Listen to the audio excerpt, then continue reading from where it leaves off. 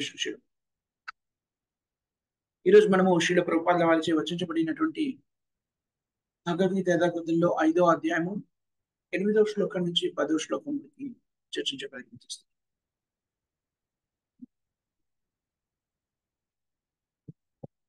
నిన్నటి శ్లోకంలో మనము తత్వవిత్ అనే స్థితి గురించి వివరించుకునే ప్రయత్నం చేస్తాం. తత్వవిత్ పరిజ్ఞానాన్ని సంతరించుకున్నటువంటి వ్యక్తి తాను చేసే కార్యక్రమాన్ని కృష్ణుని కేంద్ర బిందుగా చేసే విధానం గురించి ఈ శ్లోకాల్లో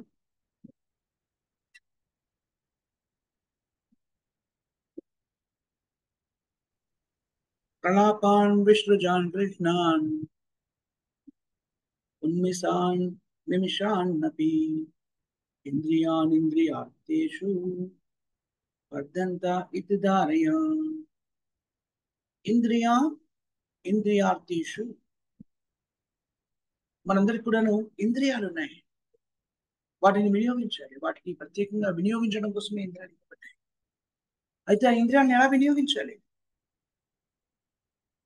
తత్వవిత్ పరిపూర్ణమైన పరిజ్ఞానాన్ని కలిగిన వ్యక్తి కూడా తన ఇంద్రియాలను వినియోగిస్తారు. కానీ పరిపూర్ణమైన పరిజ్ఞానం కలిగినటువంటి వ్యక్తి కృష్ణుడు ఆ ఇంద్రియాలకు అధిపతి ఋషికేశ అని తెలుసుకుంటాడు. తద్వారా తనకి ఇవ్వబడిన ఇంద్రియాలని కూడాను వినియోగించడానికి, ఎవరి కోసం వినియోగించడానికి? ఇంద్రియాలకు అధిపతి అయిన కృష్ణుడి యొక్క వినియోగం కోసము నిర్దేశించబడినవి తెలుసుకుంటాడు. తత్వవిత్ పరిజ్ఞానవంతుడైనటువంటి వ్యక్తి నా ఇంద్రియాలని కూడాను కృష్ణుడి నిర్దేశం ప్రకారంగా నిర్వహించబడుతున్నాయి. నా ఇంద్రియాలు నిర్వహించబడిన కారణము కృష్ణుడి యొక్క ఆదేశము అని తెలుసుకుంటాడు. అంటే ఇంకో విధంగా చెప్పాలంటే మన ఇంద్రియాలన్నీ కృష్ణ చైతన్యంలో నిమగ్నమై కార్యక్రమాలు నిర్వర్తిస్తున్నాయి అనుకోండి, మనము క్రమ పద్ధతిలో ఆధ్యాత్మిక పురోగతిని సాధించి భౌతిక బంధనాల నుంచి ముక్తులమై ఆధ్యాత్మిక జగత్తుని చేరుతాం. మానవ జీవిత లక్ష్యమైనటువంటి జన్మ మృత్యు జరాల చక్రం నుంచి బయటపడండి.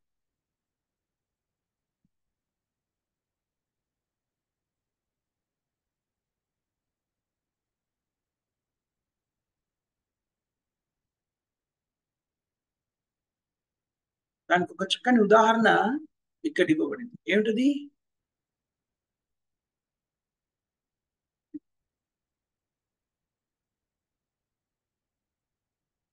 బ్రహ్మణే అధ్యాయ కర్మాణి సంగం తత్వ కరోతియ లిప్యతే న సపాపేన పద్మపత్రం ఇవాం పశు. చక్కని ఉదాహరణ ఈ శ్లోకంలో. ఎలా తన కార్యక్రమాన్ని నిర్వర్తిస్తాడు? నిమిత్త మాత్రంగా నిర్వర్తిస్తాడు. తామరాకు మీద నీటి బిందువు వలె భౌతిక జగత్తులోని కార్యక్రమాలన్నీ కూడాను నిర్వహిస్తుంటాడు. కానీ వాటి మీద అనురక్తిని పెంచుకోడు. మనం భౌతిక జగత్తులో చూస్తుంటాం. తామరాకు ఎలా ఉంటుంది? తామరాకు మీద నీళ్లు పడుతూ ఉంటాయి, పడవని కాదు. కానీ అది ఏ ఒక్క నీటి బిందువు కూడా తన మీద ఉంచేసుకోదు. వెంటనే అది దాని జారి కింద పడిపోతుంది. తైలంతో పూసిన పదార్థం మీద నీరు పడితే అంటుకోకుండా తొలగిపోయినట్టుగానే తామరాకు మీద పడినట్టు నీటి బిందువు తక్షణం జారిపోతుంది. అది తనతో అట్టిపెట్టుకోదు. దాన్ని పరిజ్ఞానవంతుడైనటువంటి జీవుడు కృష్ణ చైతన్యంలో పరిజ్ఞానవంతుడు తను చేసే కార్యక్రమాలన్నీ కూడా చేస్తూ ఉంటాడు. కానీ ఆ భౌతిక బంధనాలను చిక్కుకోడు. ఆ కార్యక్రమాలు ఏవి కూడాను ఆ వ్యక్తిని భౌతిక బంధనాలను నికృతించాడు. ఎలాగైతే తామరాకు మీద నీళ్లు పడతాయి, కానీ అది ఎప్పుడు కూడా తడి కాదు, దానికి తడి అంటదు.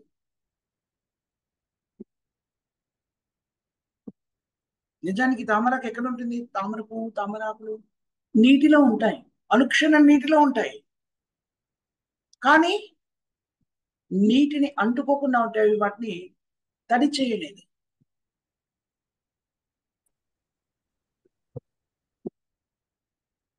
తామరాకు తామరపు రెండు నీటిలో ఉంటాయి. చూడండి, చాలా విశిష్టమైన ఉదాహరణ ఇక్కడ శ్రీకృష్ణుడు మనకి అవగతమయ్యేలా చెప్తున్నాడు. నీటిలోనే ఉంటుంది, కానీ నీటితో ఎలాంటి అనుబంధాన్ని కలిగి ఉంది. ఒక చిన్న నీటి బొట్టు పడినా కూడా తామరాకు మీద వెంటనే అది జారిపడిపోతుంది. ప్రకృతి సహజంగా చేయబడినటువంటి స్థితి. అదే ఉదాహరణ ఇక్కడ ఉదహరించబడింది. మన భౌతిక జగత్తులో ఉండవచ్చును, కానీ మన కృష్ణ చైతన్యవంతులుగా ఉన్నట్టయితే కృష్ణుడి యొక్క ఆదేశానుసారంగా కృష్ణుడి అనుగ్రహం మన కార్యక్రమాన్ని నిర్దిస్తాం. తద్వారా ఏం జరుగుతుంది? మనం చేసే కార్యక్రమాల యొక్క ఫలితం ఏది కూడా మనం అనుభవించవలసిన అగత్యం లేదు. అవేవి కూడా మనకి మన మీద ప్రభావాన్ని చూపించు.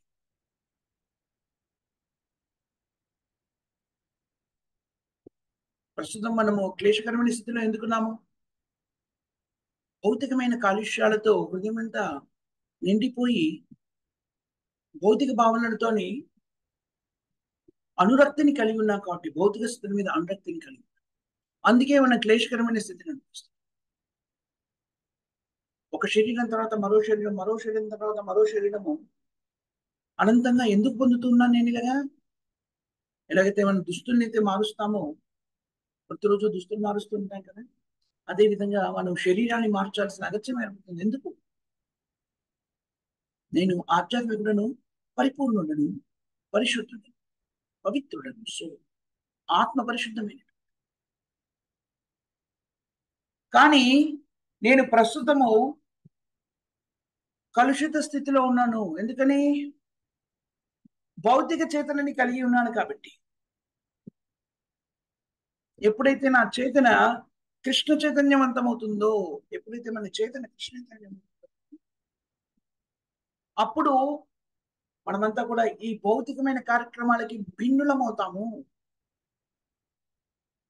ఎలాగైతే తామరాకు మీద నీటి బిందు పడినప్పటికీ నీటిలోనే ఉంది, ఎక్కడో లేదు.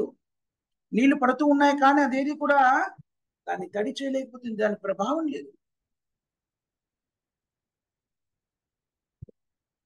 ఒక చిన్న నీటి చుక్క కూడా తామరాకు మీద నిలవదు, వెంటనే జారి. ఎక్కడుంది అది? ఓ అనంతమైన నీటి మధ్యలో ఉంటుంది. అనుక్షణం కూడా ఆ తరంగాలు ఏవైతే ఉంటాయో, నీటి తరంగాలు దాన్ని తాకుతూనే ఉంటాయి, అలా ప్రవహిస్తూ ఉంటాయి ఆకు మీద నుంచి. ఒక్క నీటి చుక్క కూడా అంట. భౌతిక జీవనంలో మనం జీవిస్తున్నప్పుడు కూడాను అనేక రకమైన క్లేశకరమైనటువంటి స్థితులు మనకి ఏర్పడుతూ ఉంటాయి. ఎగుడు దిగుడులు, ఉన్నత స్థితిలో, నూన్య స్థితులు అనేకం ఏర్పడుతూ ఉంటాయి భౌతిక జగత్తులో. కానీ కృష్ణైతంలో ఉన్నటువంటి వ్యక్తి వాటికి ప్రభావితం చెందడు, అవేవి కూడా అతన్ని ప్రభావితం చేయవచ్చు.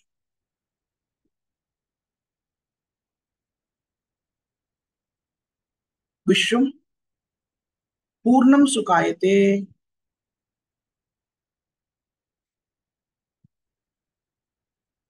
విశ్వం పూర్ణం సుఖాయతే.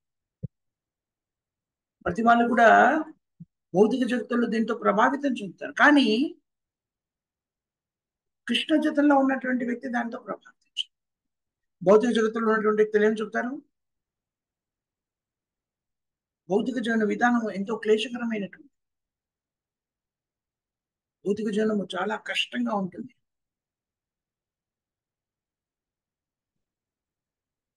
కానీ కృష్ణలో ఉన్నటువంటి వ్యక్తి ఆ క్లేశకర స్థితిలో కూడా ఆనందాన్ని అనుభూతి చెందుతాడు. అవి ఎలాంటి అనుభూతిని, ఎలాంటి ప్రభావాన్ని ఆ వ్యక్తి మీద చూపించు. నలిప్యతే న స పాపేన.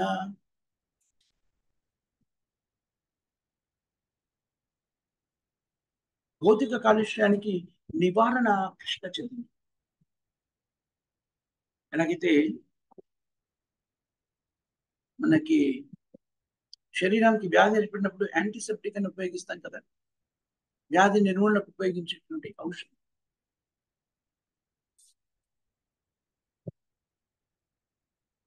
అది కృష్ణ చైతన్యం.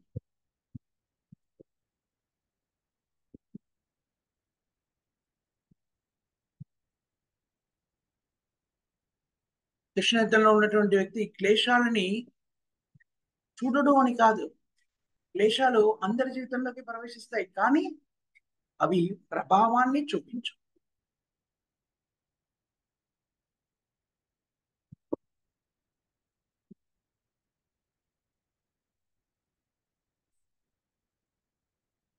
జీవనంలో ఉన్నటువంటి కూడాను ఆనందకరంగా చూస్తాడు. ఎందుకంటే చేసే ప్రతి ప్రక్రియ పని చేయకుండా ఉండడు. క్లేశాలు వచ్చాయనుకోండి, నేను వాటిని పట్టించుకున్నాడు, వాటి నివారణ కావలసినటువంటి ఉపాయాలన్నీ చేస్తాయి, కానీ అవి ప్రభావం చెందించకుండా జాగ్రత్త. ఎలాంటి ప్రభావాన్ని చెందించు.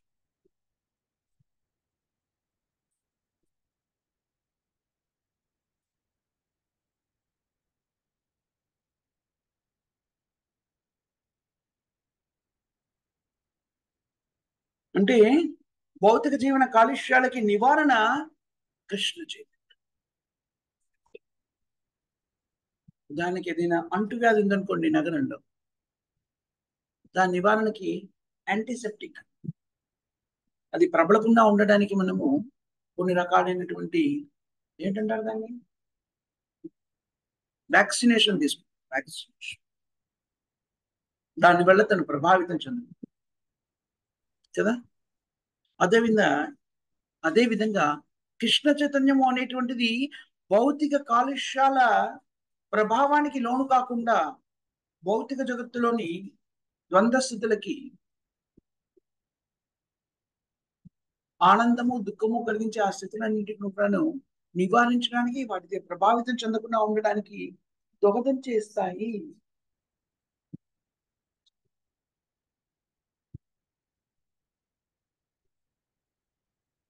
లిప్యతే న స పాపేన. భౌతిక జగత్తు యొక్క కార్యాలకి ప్రభావితం చెందినది. చాలా అనూహ్యమైనటువంటి స్థితి కదా.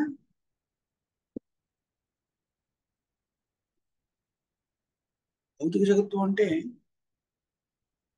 త్రిగుణాల ప్రభావం చేత ఏర్పడింది కదా.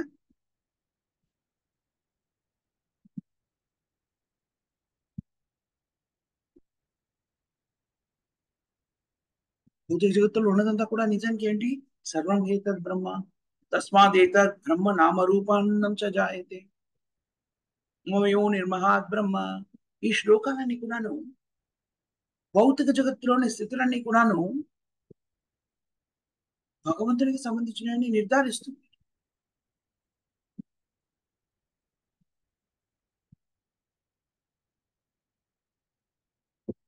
ఈశోపనిషత్తులో కూడా దీనికి సంబంధించిన వివరణ ఇవ్వబడినట్టుగా ఇక్కడ మనకి శ్రీల ప్రభుపాద గారు వివరించారు.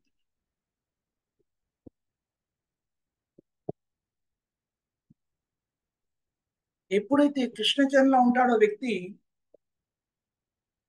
భౌతిక జగత్తులో కనిపిస్తున్నాయని కానివ్వండి, ఆధ్యాత్మిక జగత్తుకు సంబంధించిన స్థితులు కానివ్వండి, తాను కానివ్వండి, తనకున్నటువంటి ఇంద్రియాలు కానివ్వండి, తనకున్నటువంటి అనుబంధాలు కానివ్వండి, ఇవన్నీ కూడాను భగవత్ శక్తికి సంబంధించినవి అని తెలుసుకుంటాడు. భౌతిక శక్తి కానివ్వండి, ఆధ్యాత్మిక శక్తి అంటే మనమంతా కూడా తటస్థ శక్తిగా పిలువబడేటువంటి జీవాత్మ కానివ్వండి, ఇతర జీవాత్మలు కానివ్వండి, మమై వంశ జీవులకి జీవభూత సనాతన, అన్ని జీవాత్మలు కూడాను భగవంతుడైన శ్రీకృష్ణుడికి సంబంధించినవే.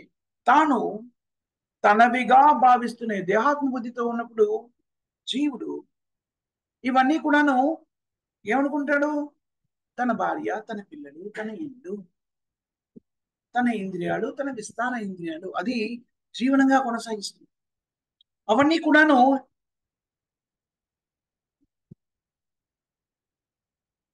కృష్ణ చైతన్యవంతుడైనప్పుడు అవన్నీ కూడాను కృష్ణుడి యొక్క శక్తి అనేటువంటిది స్పష్టంగా తెలుసుకోవాలి. అలా స్పష్టంగా తెలుసుకున్నప్పుడు తాను చేసే కార్యక్రమాలన్నీ కూడా ఎలా చేస్తాడు, కృష్ణ చైతన్యవంతంతో చేస్తాడు. చూడండి, ఆసక్తి లేదు అంటే కృష్ణ చైతన్యవంతులో ఉన్నటువంటి వ్యక్తులు కార్యక్రమాలు చక్కగా నిర్వర్తించరు, పట్టించుకోరని కాదు. నేను ఎప్పుడైనా కృష్ణ చైతన్యవంతంలో ఉన్నటువంటి భక్తుడిని చూశాననుకోండి, మనం చూస్తాము జీవితాన్ని కేవలం కృష్ణ చైతన్యంలోకి వినియోగించేటువంటి అనేక మంది భక్తులు మనం కృష్ణ చైతన్య సమాఖ్యలో చూస్తూ ఉంటాం. వాళ్ళని చూసామనుకోండి, చాలా మంది అనుకుంటారు కృష్ణ ఉన్న వాళ్ళకి పని పాట ఏం లేదు, ఏం చేయరు, ఊరికే ఉంటారు అలా అని. అది నిజమా? ఖచ్చితంగా కాదు. కృష్ణ చైతన్యంలో ఉన్నటువంటి వాళ్ళు నిజానికి కామ్యక్రమంలో నియుక్తమైన వ్యక్తి కన్నా కూడా ఎక్కువ పనిచేస్తారు. ఉదయము 4 గంటలకల్లా లేచి మంగళారతి కార్యక్రమంలో నిమగ్నమవుతారు. నిజానికి 3:45 కల్లా లేచి 4:15 ఉంటుంది మంగళారతి. ప్రపంచవ్యాప్తంగా అన్ని మందిరాలు మంగళారతి కార్యక్రమంలో నిమగ్నం. అది ఎప్పటివరకు నిర్వహించబడుతుంది? దాదాపుగా 8:30 వరకు నిర్వహించబడుతుంది. ఉదయ కార్యక్రమం అంటాం కదా, మంగళారతి తర్వాత హరినామ సంకీర్తన, జపయజ్ఞ కార్యక్రమం, దాని తర్వాత శృంగారారతి, దాని తర్వాత గురు పూజ, దాని తర్వాత శ్రీమద్ భాగవత కథాశ్రవణము, ప్రసాద సేవనం కదా. దాని తర్వాత ఏం చేస్తారు? ఊరికేనే ఉంటారా? లేదు. భక్తులు రకరకాల కార్యక్రమంలో నిమగ్నమైంటారు. అర్చ విగ్రహాన్ని ఆరాధించడానికి కావలసినటువంటి ప్రక్రియలు నిమగ్నే వాళ్ళు కొందరైతే, దానికి కావలసిన వస్తు సేకరణలో కొందరు నిమగ్నమైతే, వాటిని సంసిద్ధం చేయడంలో కొందరు నిమగ్నమైతే, పుస్తక విక్రయంలో మరికొందరు నిమగ్నమైతే, రూపాధార గ్రంథాన్ని విక్రయించడానికి పెట్టుకొని వెళ్ళేవాళ్ళు కొందరైతే, భక్తి ప్రచారానికి వెళ్ళే వాళ్ళు మరికొందరైతే, విధి శాస్త్రాల యొక్క జ్ఞానాన్ని ఇతరులకు అందించడానికి బయలుదేరే వారు కొందరైతే, మందిరాన్ని శుభ్రపరిచే వాళ్ళు, పుష్పాలంకరణ చేయడానికి కావలసిన సదుపాయాలను సమకూర్చేవాళ్ళు, భోగాన్ని సిద్ధం చేయడానికి రకరకాల వంటల్ని తయారు చేసేవారు. ఇలా భక్తులు రకరకాల కార్యక్రమంలో రోజంతా కూడా నిమగ్నమై ఉంటారు. అది దైనందిన జీవితంలో పూర్తిగా తమ జీవితాన్ని కృష్ణేతలో నిమగ్నం చేసి దానికి అంకితం చేస్తారు. అలా కాకుండా గృహస్థ జీవనంలో ఉన్న వాళ్ళు కూడాను వారు చేసే కార్యక్రమాలన్నీ కూడాను, ఏ కార్యక్రమం కూడాను బాహ్య రూపంలో చూసినట్టయితే కామ్యకర్మంలో నియుక్తమైనటువంటి వ్యక్తి భిన్నంగా కనిపించు, కానీ పూర్తిగా భిన్నమైనటువంటి. ఎలాగా? బాహ్య రూపంలో చూస్తే కామ్యకర్మంలో ఉన్నటువంటి వ్యక్తి తన కార్యక్రమాలన్నీ కూడాను సఫలీకృతం అవ్వడానికి ఎలాగైతే కష్టపడి పనిచేస్తారో, భక్తిత్వ సేవలో నియుక్తమైనటువంటి విశుద్ధమైన భక్తుడు, కృష్ణయుతంలో ఉన్నటువంటి వ్యక్తి గృహస్థ జీవనాన్ని కొనసాగిస్తుంది. తన కార్యక్రమాలని అదే దిశగా నిర్ధారిస్తారు, అదే దిశగా నిర్వహిస్తారు. అలాంటప్పుడు మరి భౌతిక జగత్తులో ఉన్నారు కాబట్టి మరి కష్టాలు రావా? బోల్డెన్ వస్తాయి. కానీ వాటిని ప్రభావితం చెందడు. ప్రభావితం చెందడు అంటే వాటిని పట్టించుకోవడం, వదిలేస్తాడా? లేదు. వాటి నివారణకి పూర్తి శక్తిని వినియోగిస్తారు. దానికి చక్కని ఉదాహరణ శ్రీల ప్రభుపాదుల వారే. శ్రీల ప్రభుపాదుల వారు ప్రపంచవ్యాప్తంగా అనేక మందిరాల్ని స్థాపించారు. దాంట్లో ఒక ముఖ్యమైన మందిరం ఏమిటి అంటే మాయాపూర్ మందిరము, దాని తర్వాత బాంబేలో నిర్మించినటువంటి మందిరం జుహూ చౌపాటి రాధా రస్ బిహారీ టెంపుల్ అని చాలా అందమైన మందిరం ఉంది అక్కడ, చాలా పెద్ద మందిరం. ఆ మందిర నిర్వహణ, ఆ మందిరాన్ని నిర్మించడానికి శ్రీల ప్రభుపాదుల వారు అనేకమైన కష్టాన్ని అనుభవించాల్సిన అగత్యం ఏర్పడింది. దాన్ని ఎవరో కొంతమంది వ్యక్తులు ఆ స్థలాన్ని ప్రభుపాదుల వారికి విరాళంగా ఇచ్చారు. మందిర నిర్మాణం మొదలెట్టి కొంత మందిర నిర్మాణం జరగగానే ఆ స్థలానికి సంబంధించిన అధిపతులకు మేము అంటూ మరికొందరు వచ్చారు. ఎవరైతే స్థలాన్ని విరాళంగా ఇచ్చారో వాళ్ళకి మాకు అనుబంధం ఉంది అని. ఆ స్థలాన్ని విరాళంగా ఇచ్చినటువంటి వ్యక్తి శరీరం త్యాగం చేయడంతో వీళ్ళంతా కూడా ఏమని వచ్చారు, మీ వ్యక్తికి సంబంధీకులం కాబట్టి వీటి మీద మాకు అధికారం ఉంది. వాళ్ళంతా కూడా కోర్టులలో కేసులు వేయడము, దాని చుట్టూ చాలా సంవత్సరాల పాటు శ్రీల ప్రభుపాదుల వారు న్యాయస్థానంలో న్యాయ పోరాటం చేశారు. బాహ్యంగా చూస్తే ఎలా కనబడుతుంది? సన్యాసాశ్రమంలో ఉన్నటువంటి శ్రీల ప్రభుపాదుల వారు ఈ కార్యక్రమాలను నిర్వర్తించినప్పుడు బాహ్య రూపంలో చూస్తే ఒక భవంతి కోసమని సన్యాసాశ్రమంలో ఒకటి సన్యాసి ఎంత కష్టపడుతున్నాడో అంత కనబడవచ్చు. నిజమే. ఇంద్ర తృప్తి కోసమని ధనాన్ని ఇతర ఐశ్వర్యాన్ని సమకూర్చే వ్యక్తుల కన్నా కూడా ఎక్కువగా కృష్ణ చైతన్యవంతుడు కార్యక్రమాన్ని నిర్వర్తిస్తారు. నిబద్ధతతోనే తమ కార్యక్రమాన్ని నిర్వర్తిస్తారు. కానీ శిల ప్రభుపాదాలు చేసిన కార్యక్రమం అంతా ఏంటి? భక్తియుక్త సేవ. దాని పర్యవసానాన్ని శిల ప్రభుపాదాలు అనుభవించలేదు, అనుభూతి చెందలేదు, అనుభూతి చెందనుకున్నాను. ఎందుకని? నిజాన్ని అనుభూతి చెందారు. ఎలాంటి అనుభూతిని? భక్తియుక్త సేవా అనుభూతిని చెందారు. కామ్య కర్మానుభూతిని కాదు. దానివల్ల ఎలాంటి కర్మ? ఇది భక్తియుక్త సేవలో నిక్తమైనటువంటి వ్యక్తి తన కార్యక్రమాన్ని నిర్వర్తించే విధానం.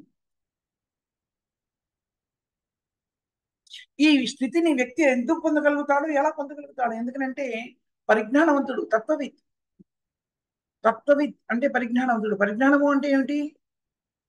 అహం బ్రహ్మాస్మి, నేను ఈ శరీరం కాదు, ఆత్మ. జగత్తులోని స్థితులన్నీ కూడా భగవంతుడైన శ్రీకృష్ణుడికి సంబంధించినటువంటివి. అధినేత శ్రీకృష్ణుడు, నేను అధినేతను కాదు, శ్రీకృష్ణుడి సేవకుడును అనే పరిజ్ఞానాన్ని కలిగి. ఇది వ్యక్తి పరిపూర్ణమైనటువంటి పరిజ్ఞానంతో శాయశక్తుల తన కార్యక్రమాలు నిర్వర్తిస్తున్నప్పటికీ ఆ కార్యక్రమాల ఫలితాన్ని అనుభవించవలసిన అగత్యం నుంచి ముక్తుడై ఉంటాడు. చాలా ముఖ్యమైన విషయం. అన్నింటికీ అధిపతి శ్రీకృష్ణుడే అనే విషయం తెలుసుకున్నప్పుడు వ్యక్తి అతి సులభంగా భగవత్ సేవలో నియుక్తం కాగలరు. అందుకని శిల ప్రభుపాదాలు అనేక పర్యాలు చెప్తారు, మీరు పరిపూర్ణులు కావాలి అంటే కృష్ణుడికి సంబంధించిన పరిజ్ఞానాన్ని తెలుసు. కృష్ణుడికి సంబంధించిన పరిజ్ఞానాన్ని తెలుసుకున్నప్పుడు ఆ వ్యక్తులు పరిపూర్ణులు అవుతారు, భౌతిక బంధనాల నుంచి ముక్తులు అవుతారు. జన్మ కర్మ చమేతి ఏవం త్వక్తాదేహం పునర్జన్మ అనే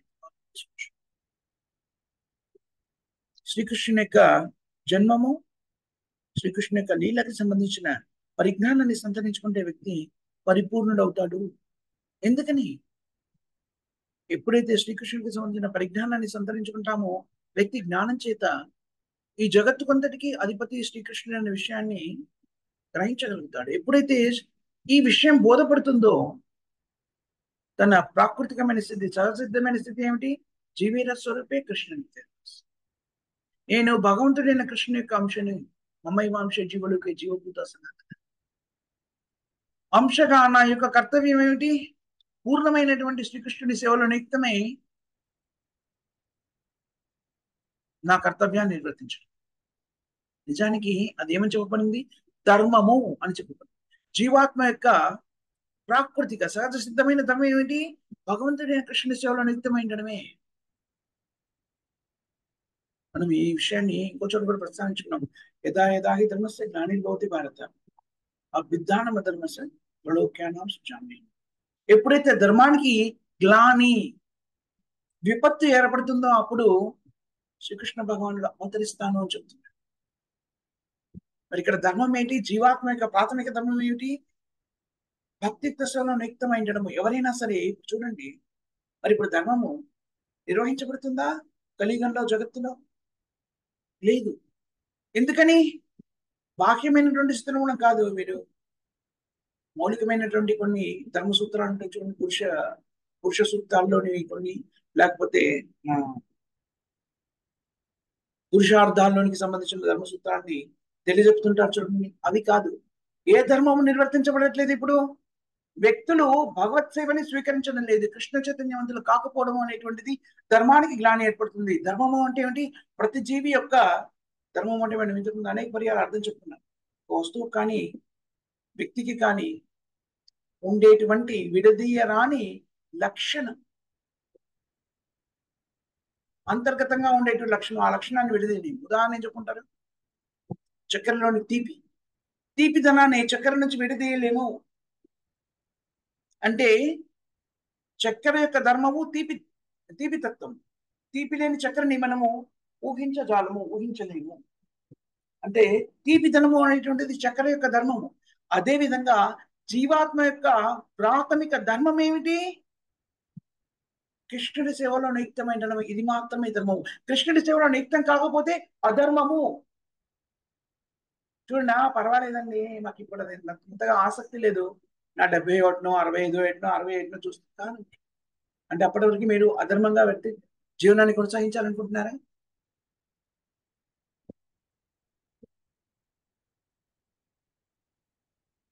కృష్ణ చైతన్యాన్ని స్వీకరించకపోవడము అధర్మము అని చెప్పబడింది శాస్త్రం. అందుకని మనం ఇంతకుముందు కూడా ఈ విషయం ఒకసారి చర్చించుకున్న ఒకనొక సందర్భంలో, కృష్ణతాన్ని స్వీకరిస్తే వ్యక్తులు ఆహా నేను గొప్ప పని చేస్తున్నానని భావించక్కర్లేదు. ఎందుకంటే వాళ్ళు చేయవలసిన కార్యక్రమాన్ని నిర్వర్తిస్తున్నారు అంతే.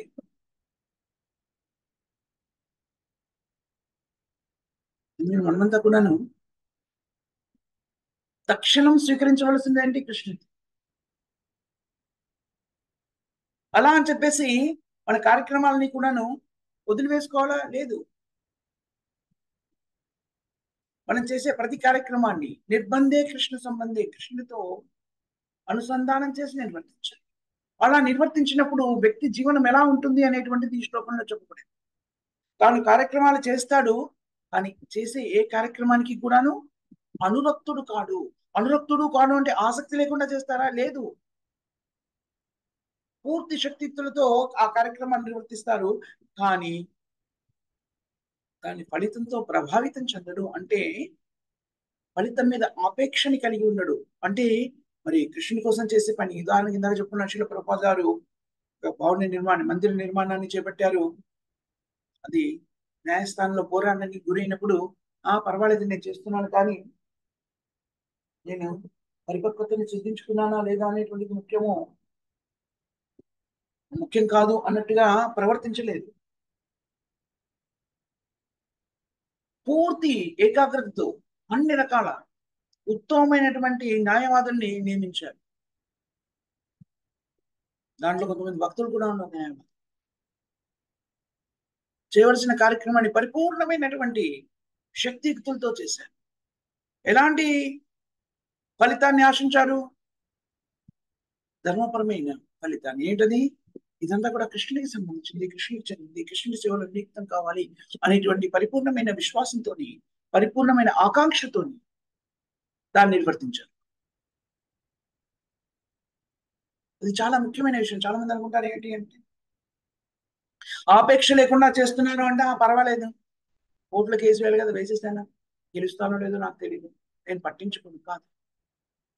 కామ్యకర్మంలో అనురక్తి కలిగినటువంటి వ్యక్తి తన స్వీయ ఇంద్రియ తృప్తి కోసం ఎలాగైతే రాత్రి మొదల్లో కష్టపడి దానిలో సఫలీకృతుడు కావాలి అనుకుంటాడు, కృష్ణ చైతన్యవంతుడు కూడాను సఫలీకృతుడు కావడానికి శాయశక్తులా ప్రయత్నం చేస్తాడు. ఎందుకని? అది భగవంతుడైన కృష్ణుని యొక్క కార్యము. కానీ ఆ ఫలితం చేత ప్రభావితుడు కాడు. వాటి వల్ల ప్రభావితుడు కాడు అంటే దాని పర్యవసానానికి అది కామ్యకర్మ కాదు, దానివల్ల కర్మబంధనంలో చిక్కుకోడు. నిజానికి అదంతా కూడా దేనిగా మారిపోతుంది? నిజానికి భక్తియుక్త సేవ. అది ఎలాంటి భావనతో వ్యక్తి ఆ కార్యక్రమాన్ని నిర్వర్తిస్తాడు? కృష్ణుడి ఆనందం కోసం నిర్వర్తిస్తాడు. కృష్ణుడు భావగ్రాహి. కృష్ణుడు బాహ్యమైన ఫలితాలతో కాదు, మన హృదయంలోని భావనని స్వీకరిస్తాడు. అలాంటి భావన శ్రీకృష్ణుడు ఎప్పుడైతే స్వీకరిస్తాడో ఆ భావనని మనం కృష్ణుడి కోసం చేసేటువంటి పని, అది భక్తియుక్త సేవ. ఫలితం ఏదైనా అయిండొచ్చు. ఇది కృష్ణలో మనం చేసే ప్రతి పనికి కూడా నిర్వహించబడుతుంది. చెందుతున్నటువంటి ఈ వివరణ అనేటువంటిది నువ్వు శాయశక్తులా కృషి చేయాలి కృష్ణుడికి చేసేటువంటి సేవలో పరిపూర్ణత్వం కోసం. కానీ ఫలితం ఏది ప్రకటితమైనా కూడాను దాని గురించి వేదన చెందకూడదు. అర్థమవుతుందా? చాలా ముఖ్యమైన విషయం. వేదన చెందకూడదు. భౌతిక జగత్తులో ఏర్పడేటువంటి ప్రతి కార్యం కూడాను కృష్ణుడి అనుజ్ఞచే నిర్వహించబడుతుంది. అందుకని కృష్ణ చైతన్యవంతంలో ఉన్నటువంటి వ్యక్తి ఎప్పుడు ఆనందకరమైన స్థితిలో ఉంటాడు. ఆనందమయ అభ్యాస. కృష్ణుడు ఆనందకరమైన స్థితిలో ఉంటాడు. అలాగే కృష్ణ భక్తుడు కూడా ఆనందకరమైన స్థితిలో ఉంటాడు. ఎందుకని? ఇదంతా కూడా కృష్ణుడికి చెందింది. కృష్ణుడే సర్వానికి స్వామి అనే విషయం తెలుసుకొని ఉంటాడు కాబట్టి అన్ని రకాల వనరుల్ని భగవంతుని సేవని నెలకొల్పాలి అని తెలుసుకుంటాడు. అందుకని ఆ వ్యక్తి తన పాప పుణ్య కర్మలకి ఎలాంటి పర్యవసానాన్ని పొందడు. ఎలాంటి పాప పుణ్య కర్మల ఫలితాలతో ఎలాంటి సంబంధాన్ని కలిగి చూడండి, భౌతిక దేహం కూడా ప్రత్యేక కార్యము కొరకే భగవంతునిచే ప్రసాదించబడిందని భావించింది.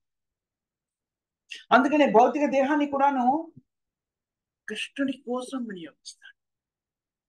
అప్పుడు ఏం జరుగుతుంది? అన్ని కూడా కృష్ణుని కోసం వినియోగించబడినప్పుడు వ్యక్తి తన కార్యక్రమాల యొక్క ఫలాల మూలంగా, పర్యవసానాల మూలంగా ప్రభావితం చెందడు.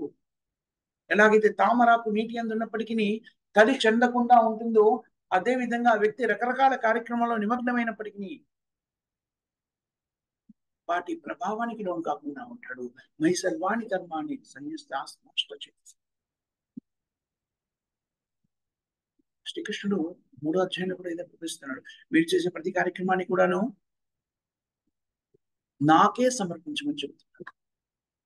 చివరికి కృష్ణుడు ఏమని చెప్తున్నాడు 18వ అధ్యాయంలో? సర్వధర్మాన్ పరిత్యజ్య మామేకం శరణం వ్రజ అహం సర్వ పాపేభ్యో మోక్షయిష్యామి మా శుచః.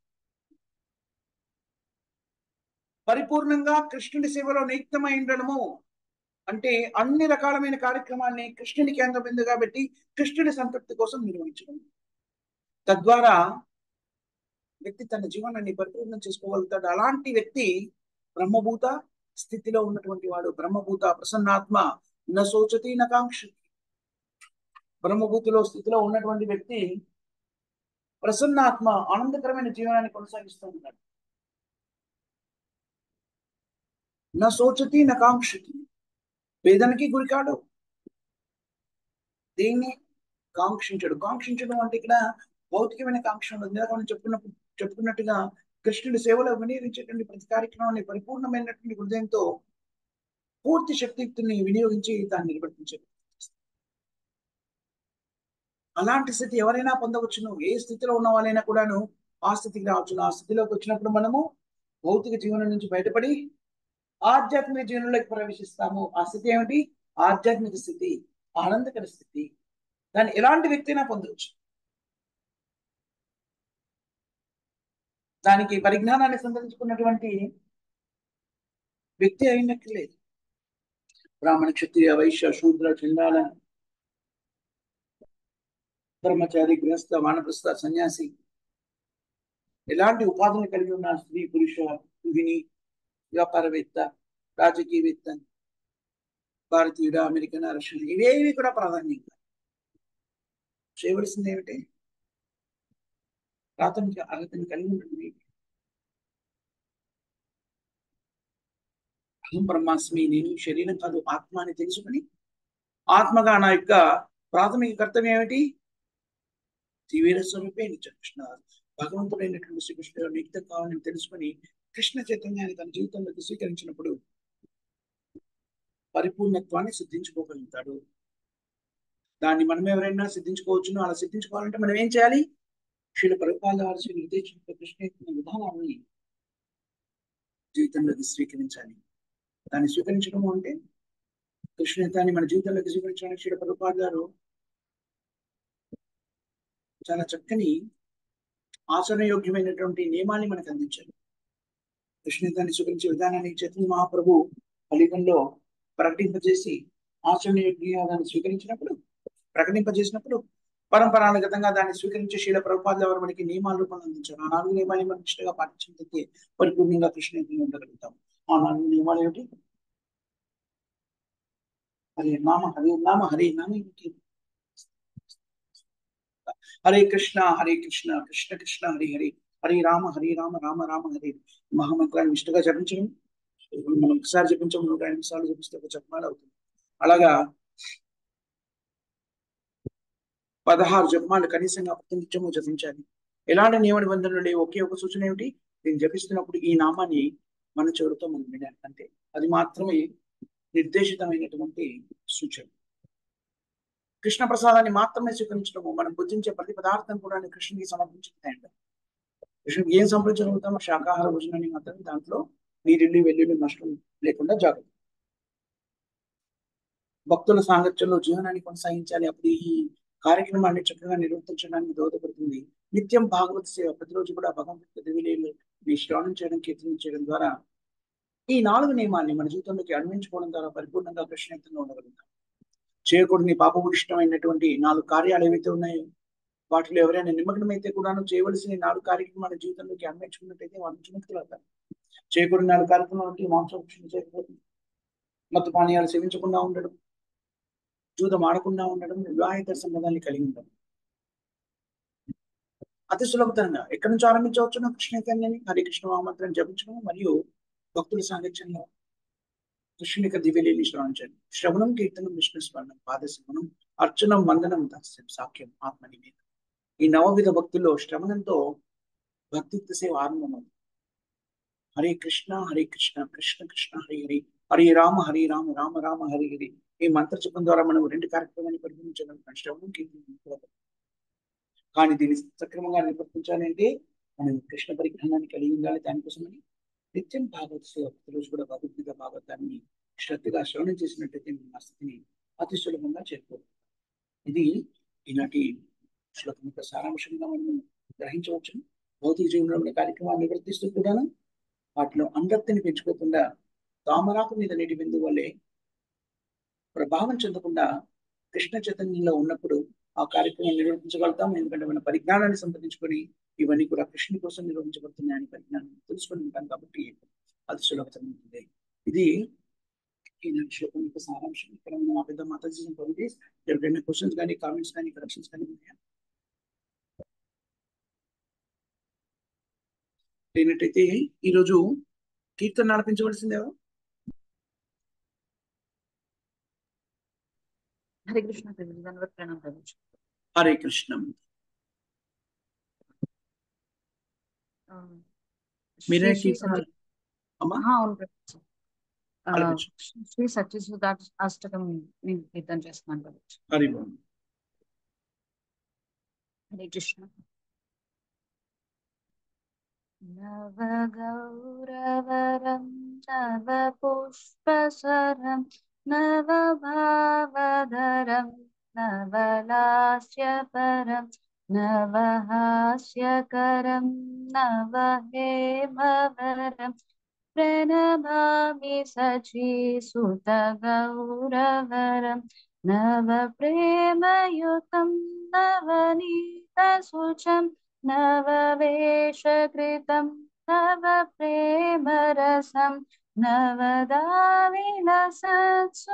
ప్రేమమయం ప్రణమామి సచీసుత గౌరవరం ప్రణమామి సచీసుత గౌరవం ప్రణమామి సచీసుత గౌరవరం ప్రణమామి సచీసుత గౌరవరం ప్రణమామి సచీసుత గౌరవరం హరిభక్త పరం హరినామధరం పరజప్యకరం హరినామ పరం నయనే సతతం ప్రణయాశ్రుధరం ప్రణమామి సచీసుత గౌరవరం సతతం జనతాపహరం పరమార్థపరాయణ లోకగతిం నవలేహకరం జగతాపహరం ప్రణమామి సచీసుత గౌరవరం ప్రణమామి సచీసుత గౌరవరం ప్రణమామి సచీసుత గౌరవరం ప్రణమామి సచీసుత గౌరవరం ప్రణమామి సచీసుత గౌరవరం నిజ భక్తికరం ప్రియచారుతరం నటరత్ననగరరాజకులం కులకామిని మానసలాస్యకరం प्रणमामि सचीसुत गौरवरं करतलवलं कलकान्तरवं मृदुवाद्यसुवीनकया मधुरं निजभक्तिमृतनाट्यकरं प्रणमामि सचीसुत गौरवरं प्रणमामि सचीसुत गौरवरं प्रणमामि सचीसुत गौरवरं युगधर्मयुगं पुनर्नन्दसुतं धरणी सुचित्रं भववाञ्छितं धनुध्यानचितं निजवासयुतं प्रणमामि सचीसुत गौरवरम् अरुणं नयनं शरणं वसनं वदने स्खलितं स्वकनामधरं कुरुते सुरसं जगताजीवरं प्रणमामि सचीसुत गौरवरं प्रणमामि सचीसुत गौरवरं प्रणमामि सचीसुत गौरवरं प्रणमामि सचीसुत गौरवरं प्रणमामि सचीसुत गौरवरं। हरे कृष्ण प्रभुजी धन्यवाद।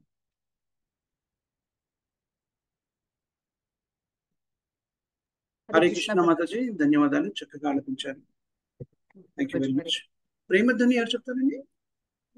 జగద్గురు శ్రీల ప్రభుపాదకి హరినామ సంకీర్తన్ కి జై. మాతా లగా ఠాకూర్ కి సమేత భక్త బృందం జై. గ్రంథరా శ్రీమద్ భాగవతం కి భగవద్గీత కి జై. రామ్ ప్రభుజీ కి जय హరే కృష్ణ ప్రభుజీ దండ ప్రణామం. హరే కృష్ణ. వైదిక కృష్ణ ప్రభు కి జై. ప్రహ్లాద్ ప్రభు కి జై. Thank you very much Mataji, Sant Prabhuji, Srila Prabhupada గ్రంథాలు చర్చించే అవకాశం కల్పించారు. మీ అందరికి కూడా హృదయపూర్వక కృతజ్ఞతలు, ధన్యవాదాలు. హరే కృష్ణ. हरे कृष्ण प्रभुजी హరే కృష్ణ ప్రభుజీ. प्रभुजी दंडवत प्रणाम। హరే కృష్ణ. ప్రభుజీ